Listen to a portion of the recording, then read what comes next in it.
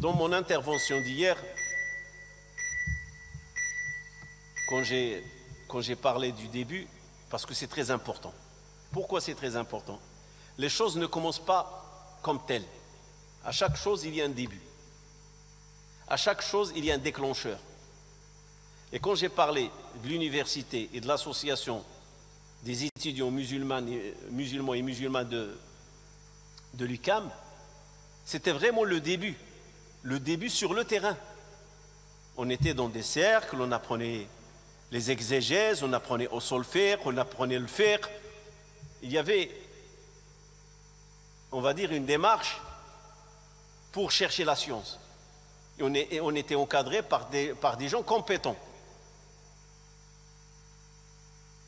Mais tout ça, ça reste le théorique. Et l'être humain, il a besoin de la pratique. Et quand on a créé cette association, et dont je suis devenu président, la question, qui va faire le sermon? Qui va avoir le courage d'avancer, même si je vous ai dit on n'était pas nombreux, mais d'avoir ce courage. Ça, c'est une. Deuxièmement, il faut savoir une chose. On n'était pas unanimement d'accord sur la prière du vendredi. Surtout qu'on est tous de l'Afrique. Comme je vous ai dit, on est marocains, algériens, tunisiens, la grande partie, parce que l'UQAM est francophone. Ça, c'est une réalité canadienne. Les gens qui parlaient anglais, en l'occurrence les Libyens, les Égyptiens, les gens qui viennent des pays du Golfe, tous, soit l'université, les Malaisiens, les Indonésiens, tout ça, il existait à Montréal, des étudiants. Et on les croisait dans les mosquées dans des occasions. Surtout quand on parle de MSQ et MCQ et ICQ. On rencontrait ces gens-là. Mais ils sont de culture anglaise. Quand ils parlent anglais. Nous, l'UQAM et l'université de Montréal, c'est les gens qui parlaient français. Et les gens qui parlent français, je vous ai dit hier, vous avez le Maghreb, l'Afrique, la Mauritanie, le Sénégal, le Côte d'Ivoire, et vous avez ce qu'on appelle le Liban et la Syrie. Les Syriens parlent français et les Libanais parlent français. Et donc, la grande partie, on était du Maghreb. Et on ne connaissait pas grand-chose sur le fiqh. On est parti sur l'euphorie, oui, une salle, comme ça l'université va nous donner une salle chaque vendredi et on va faire la prière du vendredi. Mais il y en a qui ont contesté, même s'ils étaient peu, ce n'était pas unanime. Comme quoi, dans l'école malikite, il y a une condition pour faire le vendredi. C'est quoi la condition? Il faut que ça soit dans une mosquée dans laquelle il y a les 5 prières, ce qu'on appelle al-jami', la mosquée qui rassemble. Et que tous les autres petites mosquées, le vendredi, rejoignent la grande mosquée. Ce n'est pas notre cas. Ce n'est qu'une salle qui va être cédée chaque vendredi pour pouvoir faire la prière du vendredi. Alors, on la prend ou non? On fait cette démarche ou on ne la fait pas? Si maintenant tu écoutes l'école malikite, tu ne le fais pas. Parce qu'à l'université, il n'y a pas de mosquée. C'est un lieu pour les études.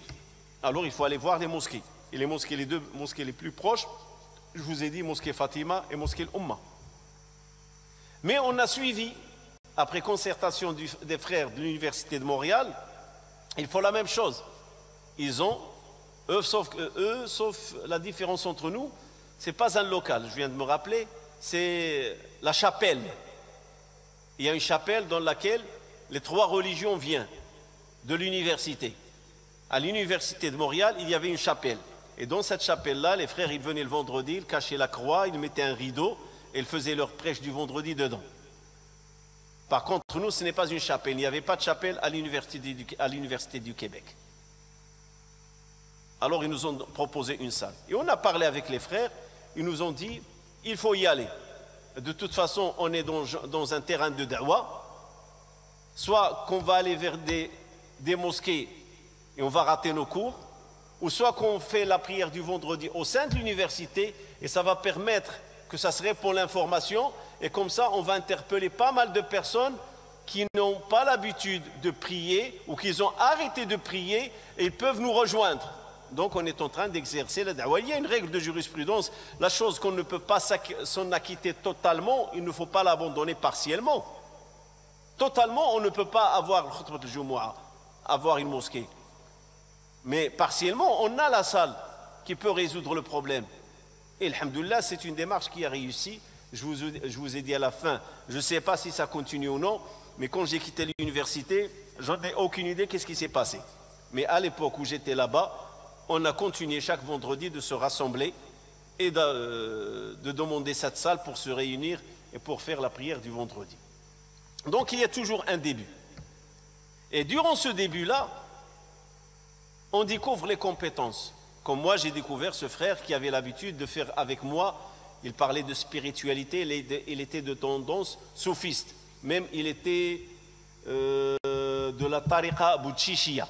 Parce qu'il m'a invité un ramadan, ils vont clôturer le Coran. Il m'a donné rendez-vous, je suis parti avec lui, assister. C'était durant un mois de ramadan. Et c'est la première fois de ma vie que je vois le Coran clôturé en 2 heures. En 2 heures.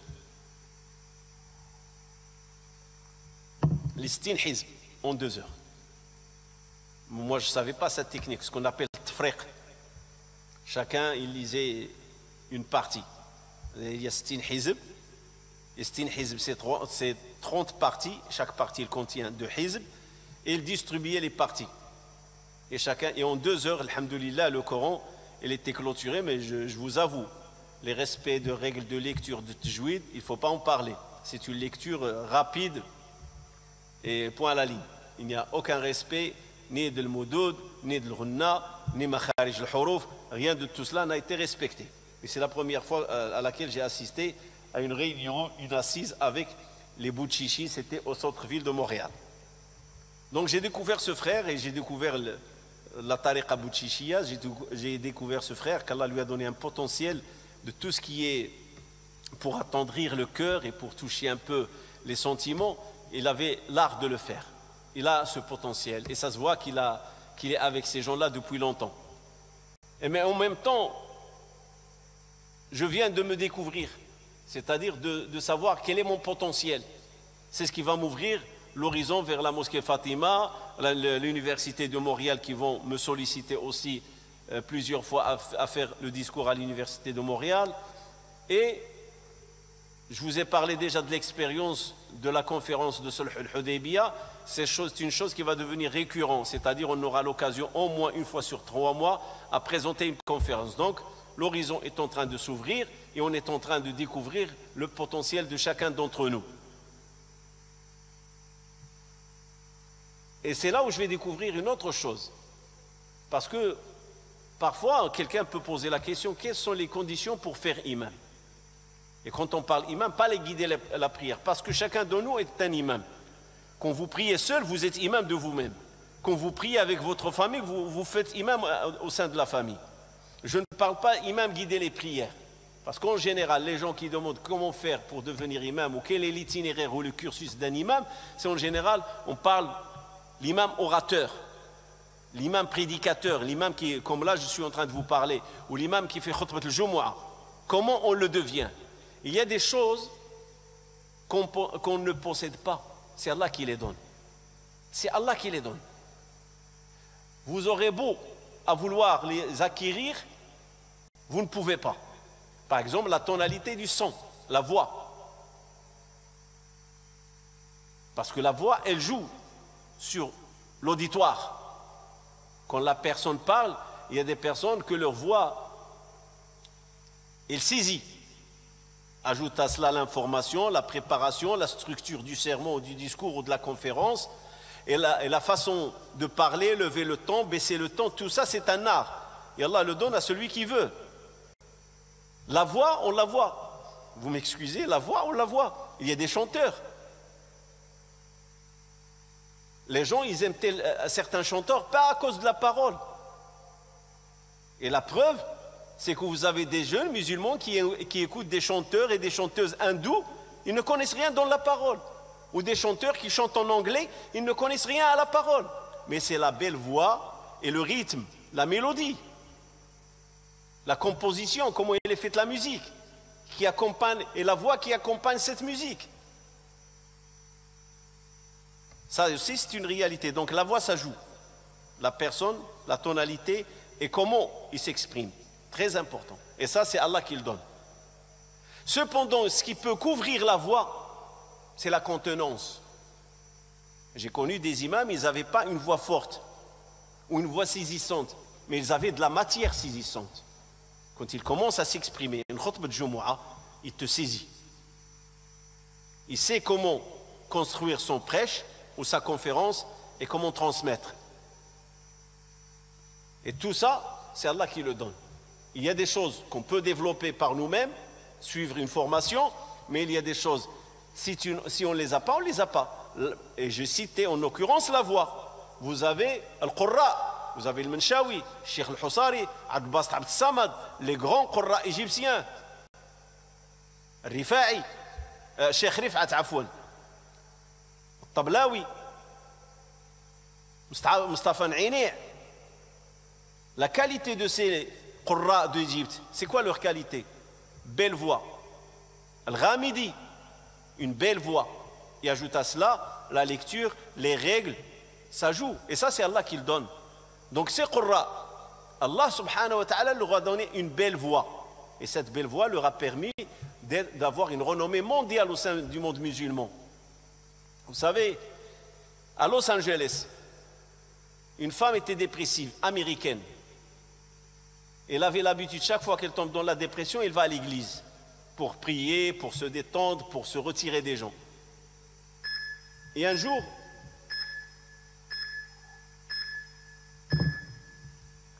elle passe devant une mosquée. Et c'était la prière du Maghreb, le coucher du soleil. Et une femme qui était là, il l'invite, lui dit, tu peux rentrer. Elle est rentrée à l'heure de le Maghreb. Il s'est assis. C'était l'heure de la prière. L'imam a avancé. Elle était dans la mosquée des femmes. Et l'imam, il a fait sa lecture.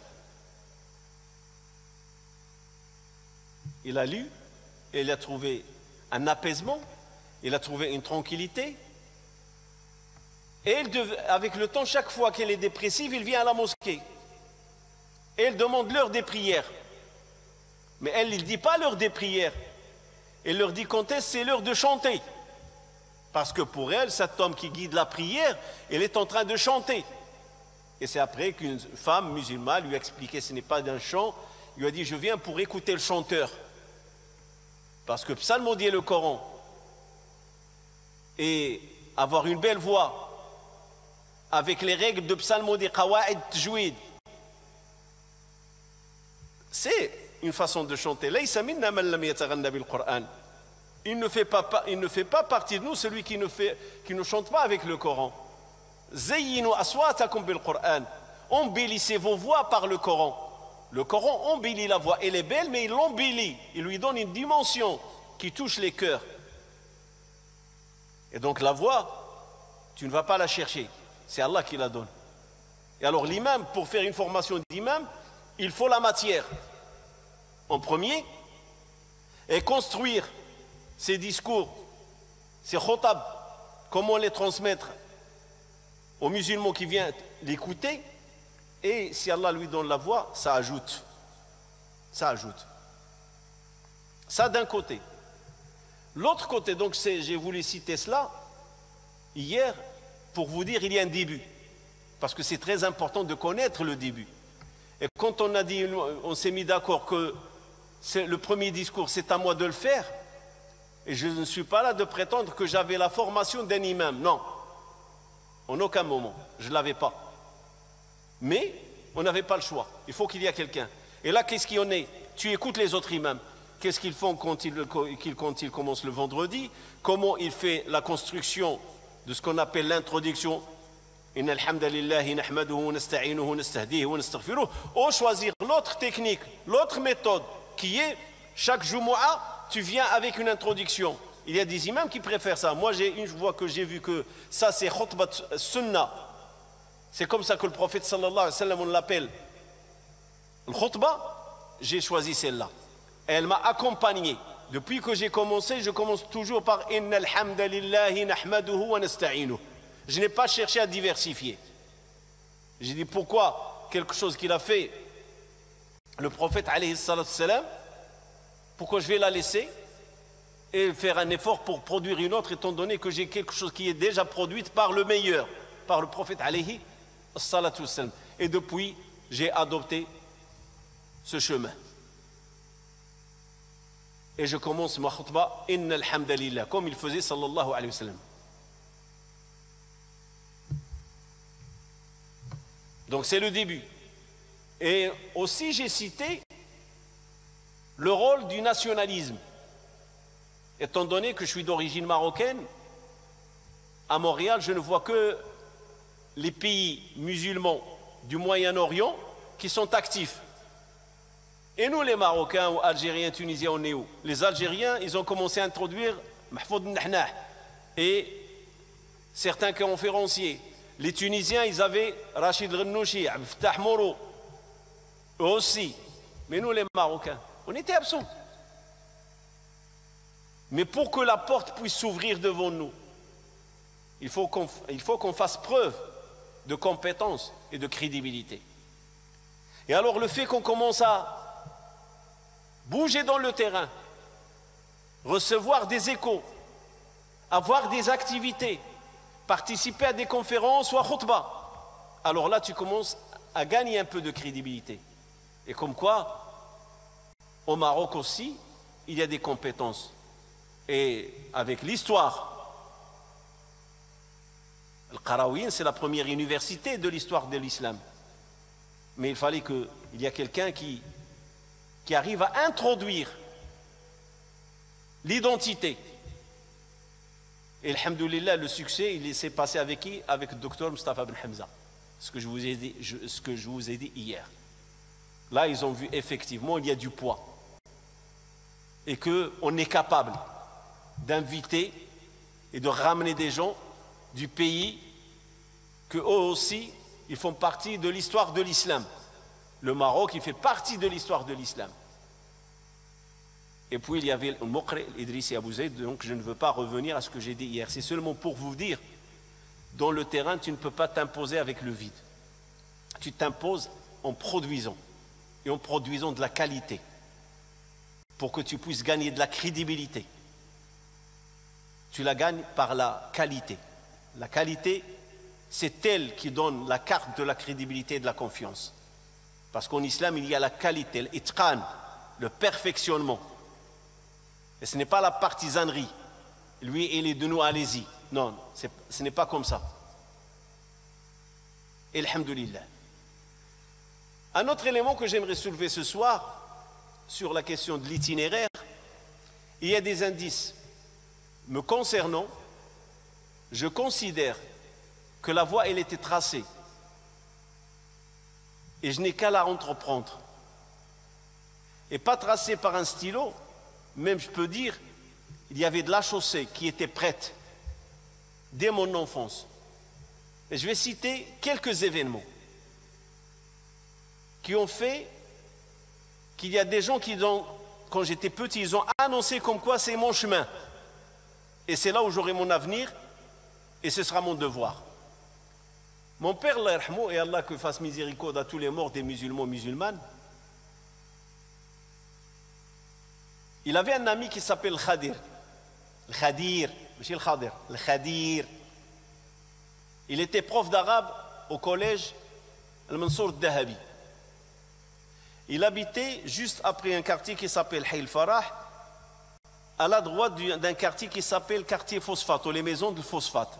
Les gens qui travaillent le phosphate, ils leur ont donné un quartier qui s'appelle, on les appelle les maisons de phosphate.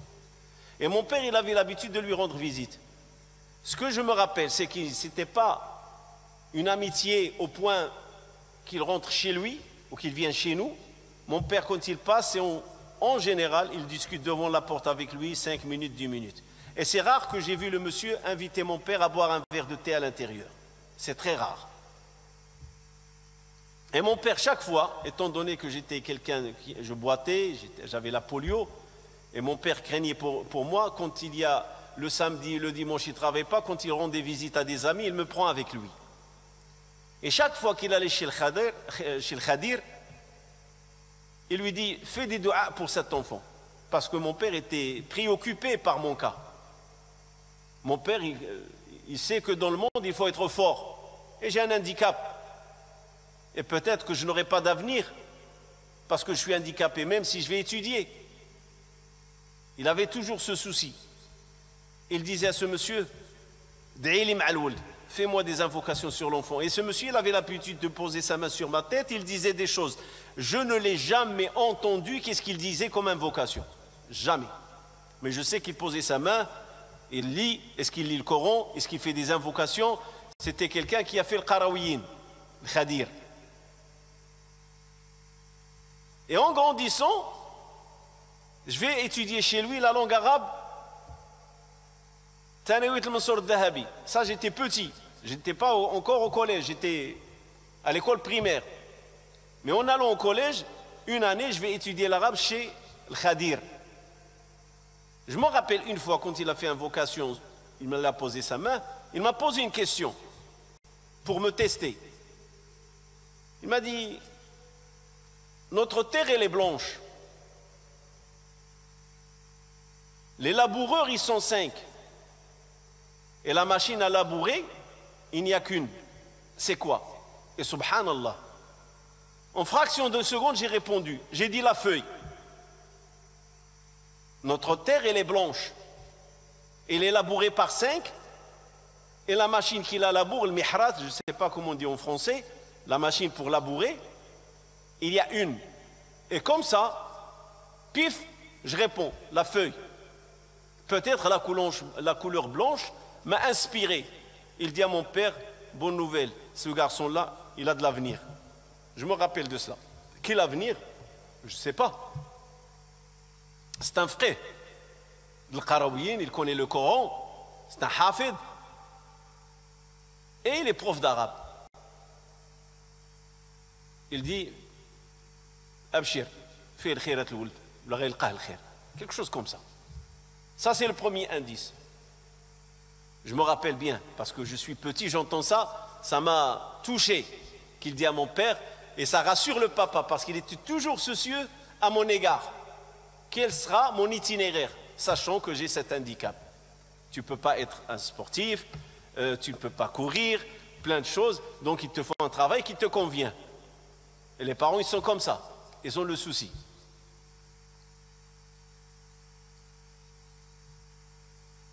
Un deuxième indice qui est important, vous savez, je vous ai parlé du congrès de Cincinnati, organisé par Maya, et dans lequel on va rencontrer le martyr Shahid Abdullah Azzam. Et je tiens à le dire, on les appelait les Moujahidines. Aux États-Unis, les autorités américaines, même les pays qui les recevaient, ils les appelaient le Moujahidoun al-Afghan. Ils étaient accueillis comme Moujahidoun. On les appelait, on les qualifiait comme ça. Même dans les infos, aux États-Unis, au Canada, je les ai entendus de mes oreilles, al-Moujahidoun. Et je vous ai dit que les tables pour le recrutement, pour aller en Afghanistan, devant les mosquées. Billet réduit, même il y en a que le billet payé, juste dans ton passeport. Et enregistre-toi, et on te donne le jour où tu prendras l'avion. Pour vous dire. Et quand j'ai voulu, j'avais cette envie d'y aller. J'entends la guerre contre les soviétiques, les communistes, les mécréants. On est jeunes, 23 ans. On a l'euphorie, on n'a pas le discernement. Mais alhamdoulilah, il y avait ceux qui nous ont dit l'Afghanistan, c'est plus compliqué que ça. C'est l'Amérique qui mène une guerre à l'Union soviétique. Et le sang, c'est le sang des musulmans. Parce qu'ils savent que les musulmans vont réussir. Et effectivement. Alors, éloignez-vous, c'est une feuille de route américaine. Ça nous conseille, il n'y a pas de djihad. J'ai fait un rêve.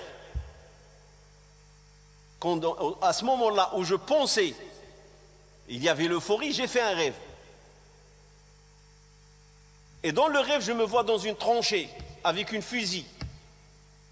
Et il y a des avions russes qui nous bombardaient. Je voyais le rêve comme ça, des avions russes qui bombardaient. Et j'étais tranché, et je me rappelle même qu'il y avait un rocher qui me cachait. Il y a une personne qui va venir et qui va me retirer du tranché et je vais abandonner ma fusil et je vais la suivre. Cette personne, c'était Cheikh Kishk. En pleine guerre, en plein bombardement, il va me prendre par l'épaule, je me retourne, je le trouve, il est aveugle, il va me tirer par l'épaule, je me mets debout et je me retire de cette tranchée. Et je le suis. Ça, c'est un indice. Et j'étais encore loin de commencer à faire imam. Loin, très très loin. C'était 84, 85. On a commencé à lire, on a commencé à se faire former, on était dans des cercles, on parlait de l'usul, les exégèses du Coran, on lisait les livres de la pensée, mais loin encore de dire que moi, à 23 ans, 24 ans, je vais faire imam. Et subhanallah, peut-être l'année même, c'est là où on va faire l'association pour les étudiants musulmans et musulmanes du Québec, et peut-être cela, il faut que je vérifie les dates un peu. Le troisième rêve, ça c'est le premier rêve, ça c'est je vous raconte le deuxième rêve, et ce sont des rêves que je n'ai racontés à qu'à des gens qui sont autour de moi. Ceux qui me connaissent de très proches, jamais j'en ai parlé dans des discours ou dans des prêches, ou j'en ai jamais parlé publiquement. Mais aujourd'hui, je le fais dans le cadre de mon témoignage. Je veux laisser de la matière derrière moi et de la vérité, qu'est-ce qu'il y en est de ma vie. Alors le rêve que j'ai fait en 99, durant le mois de Ramadan, j'étais en train de dormir dans le rêve. Et le Cheikh Kishk rentre encore une fois. Il me réveille. Il me dit Wuldi, Wuldi. Il me rappelle comme ça. Ya Walad. L'arabe littéraire. Lève-toi. Je me lève, je l'accompagne. Et dans le rêve, il est aveugle. Mais il sait marcher. Et il sait où aller. Il arrive à une pouille. Et devant cette pouille-là, il va prendre une bouteille. Parmi les bouteilles d'une dimension de 1,5 litre. Je ne citerai pas le nom parce que je ne veux pas faire de la pub. Elle était attachée avec une corde, il l'a fait descendre dans la pouille et puis il l'a remplie jusqu'à ras-bord. Il l'a fait sortir. Il me dit, tiens, va faire tes toilettes intimes, c'est-à-dire va te laver intimement. Je suis rentré dans les toilettes et les toilettes, je me rappelle très bien, ce n'est pas les toilettes comme les toilettes ici, c'est les toilettes turques. Rien n'est sorti de moi.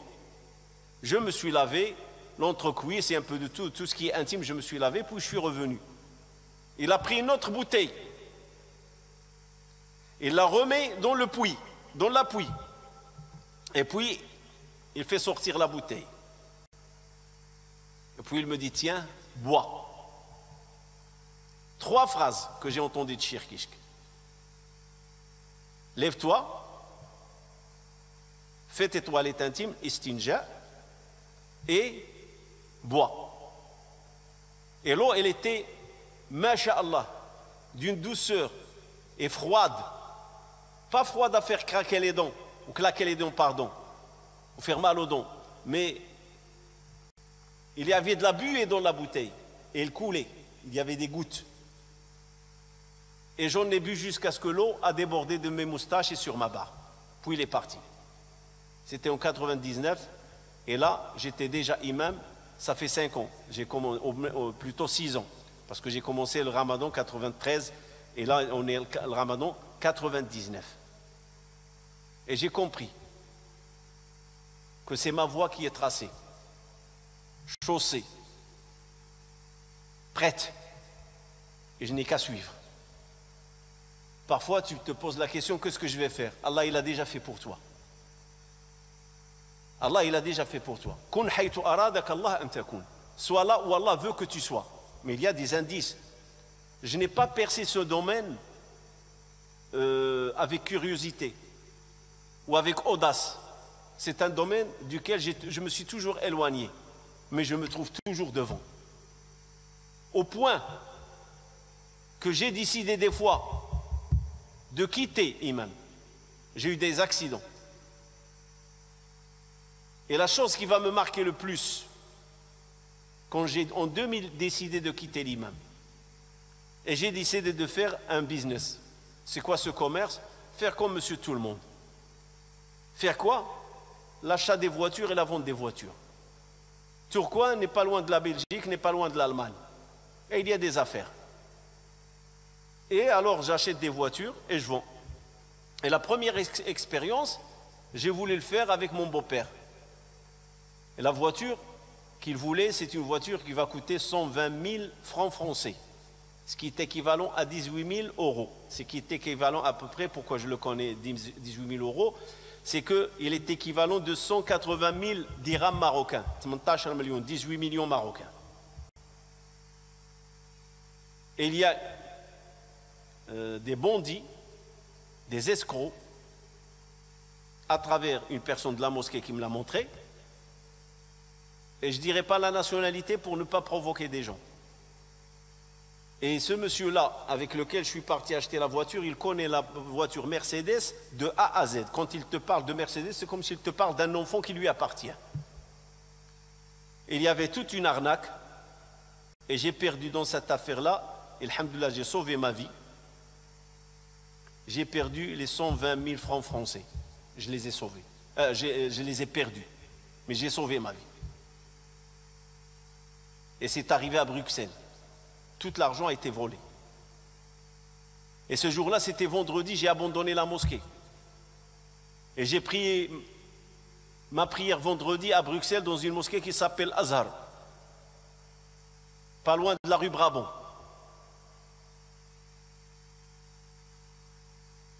Et j'ai perdu les 120 000 francs français. Ils étaient volés. Vol de confiance. Et quand je suis parti, la police belge et la police de Lille, ils ont fait des recherches, ils m'ont dit, monsieur, c'est votre vie qui a été sauvée. 120 000 francs français ne vaut pas beaucoup de choses par rapport à la vie. C'est un réseau. C'est un réseau qui sévit en Europe. Avec les frontières qui ont sauté, l'espace Schengen, ces voleurs et ces arnaqueurs, ils peuvent bouger facilement. Ils connaissent l'Europe. Et j'ai perdu. Ce jour-là, je n'ai pas fait imam. C'est mon premier vendredi où je n'ai pas fait imam. J'ai quitté la mosquée malgré que le responsable de la mosquée, il m'a dit non, ne le fais pas, reste, on a besoin de toi. Je dis non, je ne suis plus bon pour faire imam, je veux faire autre chose. J'ai trop de pression sociale parce qu'on peut me poser la question, pourquoi tu décides de quitter imam? Et pourquoi? Maintenant, je ne le fais plus. Depuis 2002 jusqu'à là, malgré que ça m'a tenté beaucoup de fois, malgré que plusieurs fois je me suis posé la question, pourquoi continuer à faire imam avec tous les coups que je reçois, que ce soit au sein de la communauté, que ce soit médiatiquement, que ce soit auprès des autorités, je n'abandonnerai pas. Pourquoi? Parce que j'ai eu les indices. Tu bouges, tu payes cher. J'ai perdu 5 000 $, je vous ai parlé dans la transaction du Nord, avec les États-Unis, entre le Canada et les États-Unis, parce que je voulais quitter le champ de la da'wa. Et j'étais à l'époque marié, quand je voulais faire du commerce. Je voulais quitter et me consacrer à du commerce. 5 000 $ de perte, de crédit que j'ai remboursé. Là, 120 000 francs français qui a été volé. Un imposteur. À travers des gens qui sont des fidèles, ils ne connaissent rien de la personne comme il faut. Mais c'était un imposteur. Et les imposteurs, il y en a dans la vie. Parce qu'il y avait une pression sociale. La pression de la belle famille. Une belle famille riche, aisée. Pour eux, c'est honteux que l'époux de leur fille s'appelle un frère. C'est la honte. Être un ingénieur, un pharmacien, un docteur, avoir des grades dans l'armée ou dans la gendarmerie ou dans la police, c'est-à-dire avoir de la notoriété et de la classe. Ils n'étaient jamais satisfaits que je fasse imam. Ça, c'est une pression. Surtout des côtés des femmes. Tout le monde a fait, toi, t'as fait quoi? Tout le monde a acheté une maison, toi, t'as acheté quoi? Tout le monde rentre, il rentre l'été, il rentre au Maroc l'été, chargé, la voiture, et toi tu fais quoi? Toujours comparaison avec l'autre. C'est-à-dire, c'est des gens qui cherchent à embellir leur image à eux à travers toi. Ce n'est pas toi qui cherches quelque chose qui te convient. Non, c'est eux qui veulent que tu fasses quelque chose qui leur convient et à leur niveau social. C'est une énorme pression. La seule qui appréciait ce que je faisais, c'est ma mère, Allah yarhamha. Pour elle, j'étais une fierté. Pour elle, masha'Allah. Il me dit, Allah t'a mis, là je suis tranquille pour toi, parce que n'oubliez pas que je suis handicapé. Donc pour elle, mon fils, il est en paix. Dans la mosquée, je n'ai rien à craindre pour lui. Une mère restera une mère. Ajoute à la pression de la communauté. Jeune, on en a des erreurs. Mais tu n'arriveras jamais à voir l'agrément des gens. Si tu as une personne qui t'agrée, tu as des centaines qui vont te désagréer. On a une communauté, et vous m'excusez du terme que je vais dire, peut-être aujourd'hui la donne a changé, mais on a une communauté au niveau des jugements envers les imams, elle est sans pitié. Elle est dure. Très dure. Alors tu te dis, j'ai étudié, j'ai fait l'université, je parle français, je parle anglais, j'ai fait l'informatique, je connais les maths, je connais la physique, je connais la chimie, j'ai un bagage. Qu'est-ce que je suis en train de faire dans une mosquée avec des gens qui ne savent pas lire ou ils ne savent pas écrire ou qui n'ont pas le niveau que tu as? Shaitan joue avec tout cela. Mieux pour toi de faire autre chose. Ajoutez, qui plus est, tu es payé à quelques centimes, que ces gens-là croient qu'ils te donnent une fortune. Et ce ne sont que quelques centimes. Et ils t'écrasent. Si tu t'absentes des prières, malheur à toi. Je vais vous citer un événement qui m'est arrivé à Nîmes. Et je ne pourrai pas l'oublier. Je reçois à Nîmes, je reçois ma paye, le chèque. J'avais un CDI. Et dans le chèque, je regarde le salaire qui était... Normalement, on me donnait un chèque de 750 €. SMIC, en 2002. Et je regarde le chèque, 375 €. On a retiré du chèque 400 €. 400 € retirés du chèque. Je vais voir un monsieur parmi les responsables que j'apprécie beaucoup et je lui montre le chèque. Je dis, c'est quoi ça? Il regarde, me dit, c'est ton chèque à toi? Je dis oui.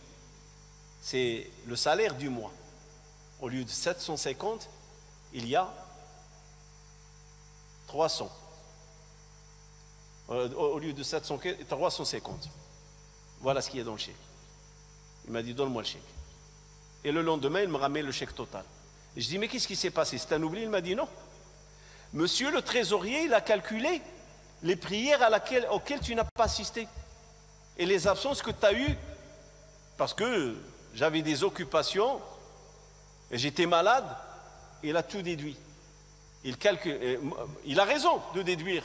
Quand tu t'absentes de l'entreprise, on te retire dans ton salaire. Ça, je suis d'accord. Mais seulement là où je ne suis pas d'accord, c'est qu'il retire plus que la moitié du chèque, de la paye, plus que la moitié de la paye, il la retire. Pour des absences justifiées. Et il y a un accord. Comme quoi, quand j'ai des choses à faire, je peux m'absenter. Et lui, il a fait à sa tête. Il a fait le calcul, il s'est assis, il a donné la prière de Dhor, elle est égale telle somme, la prière de l'Asr telle somme, la prière de l'Maghrib telle somme, la prière de l'Isha telle somme, le Dars telle somme, le Jumu'ah telle somme. Et pourtant, je ne me suis pas absenté le Jumu'ah. Qui veut exercer dans de telles conditions? Qui? Alors à un certain moment, tu dis, j'arrête, je fais autre chose. Et c'est pour ça que je vous dis, je connais des imams, sont boulangers, fruits et légumes, bouchers, des imams qui ont fait le commerce, des imams qui s'occupent que du pèlerinage, ils ont créé des agences de voyage. Parce que l'imam, ça n'enrichit pas.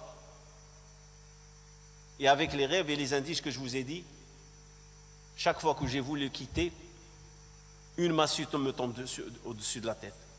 Une massue me frappe. Et depuis, c'est pour ça que depuis 2000 jusqu'ici, je n'ai pas quitté de mosquée.